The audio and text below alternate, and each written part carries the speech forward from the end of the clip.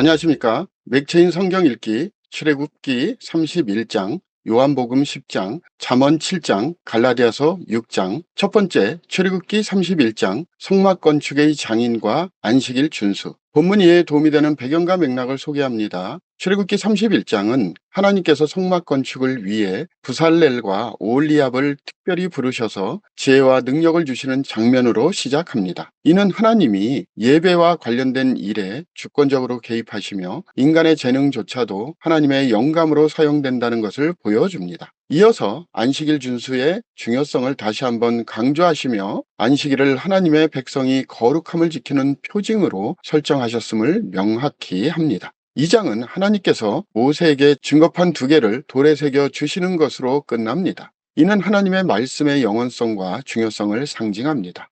본문의 중요 구절을 소개합니다. 출애굽기 31장 13절. 너는 이스라엘 자손에게 말하여 이르기를 너희는 나의 안식일을 지키라. 이는 나와 너희 사이에 너희 대대의 표징이니 나는 너희를 거룩하게 하는 여호와인 줄 너희가 알게 함이라. 본문을 적용하는 데 도움이 되는 가이드라인입니다. 오늘날 우리는 우리의 재능과 기술이 하나님께서 주신 선물임을 인정하고 이를 통해 하나님께 영광을 돌려야 합니다. 또한 안식일의 정신을 지키는 것은 단순한 휴식 이상의 의미로 하나님과의 관계를 재정립하고 거룩한 삶을 유지하는 데 중요한 역할을 합니다. 우리는 하나님의 말씀을 삶의 중심에 두고 그분의 뜻에 순종하는 태도를 유지해야 합니다. 두 번째, 요한복음 10장 선한 목자와 양의 비유. 본문 이해에 도움이 되는 배경과 맥락을 소개합니다. 요한복음 10장에서 예수님은 자신을 선한 목자로 비유하시며 양들을 위해 목숨을 버리는 희생적인 사랑을 보여주십니다.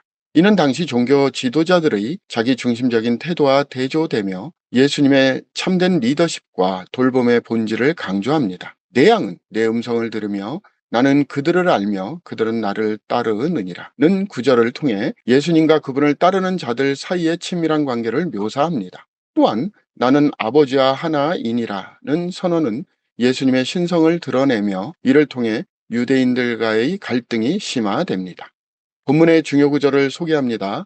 요한복음 10장 10절에서 12절. 도둑이 오는 것은 도둑질하고 죽이고 멸망시키려는 것뿐이요 내가 온 것은 양으로 생명을 얻게 하고 더 풍성히 얻게 하려는 것이라. 나는 선한 목자라. 선한 목자는 양을 위하여 목숨을 버리거니와 싹구는 목자가 아니요 양도 제 양이 아니라 이리가 오는 것을 보면 양을 버리고 달아나나니 이리가 양을 물어가고 또 해치느니라.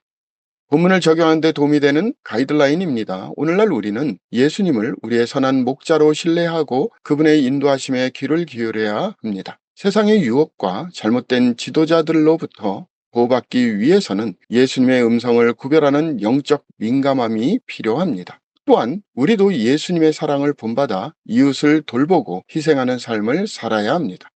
세 번째, 잠언 7장 음녀의 유혹에 대한 경고. 본문 이해에 도움이 되는 배경과 맥락을 소개합니다. 잠언 7장은 젊은이를 유혹하는 음녀의 위험에 대한 경고로 가득 차 있습니다. 이 장은 지혜로운 삶을 살기 위해 마음에 말씀을 새기고 유혹을 피하라는 강력한 메시지를 전합니다. 음녀의 달콤한 말과 외모는 일시적인 쾌락을 제공하지만 그 끝은 죽음과 파멸로 이끕니다. 이는 단순한 성적 유혹을 넘어 도덕적 타락과 죄의 유혹 전반에 대한 경고로 해석될 수 있습니다.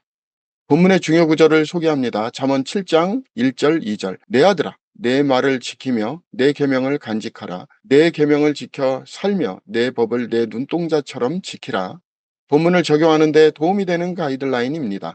오늘날 우리는 유혹이 가득한 세상에서 하나님의 말씀을 마음에 새기고 경건한 삶을 살아야 합니다. 순간적인 쾌락이나 잘못된 길은 결국 파멸로 이끄는 법이므로 우리는 항상 하나님의 지혜와 말씀의 귀를 기울이며 바른 길을 선택해야 합니다. 또한 유혹을 피할 수 있는 환경을 스스로 조성하는 지혜가 필요합니다. 오늘의 마지막 본문 갈라디아서 6장 서로 짐을 지며 선을 행함.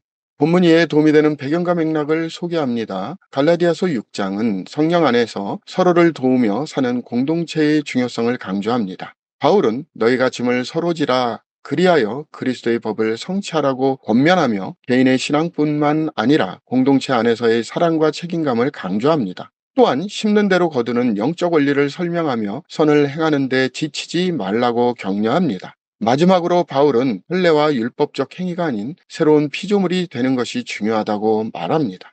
본문의 중요 구절을 소개합니다. 갈라디아서 6장 1절 2절. 형제들아, 사람이 만일 무슨 범죄한 일이 드러나거든 신령한 너희는 온유한 심령으로 그러한 자를 바로잡고 너 자신을 살펴보아 너도 시험을 받을까 두려워하라. 너희가 짐을 서로 지라. 그리하여 그리스도의 법을 성취하라. 본문을 적용하는 데 도움이 되는 가이드라인입니다. 오늘날 우리는 신앙 공동체 안에서 서로의 짐을 나누며 살아가는 것이 중요함을 배워야 합니다.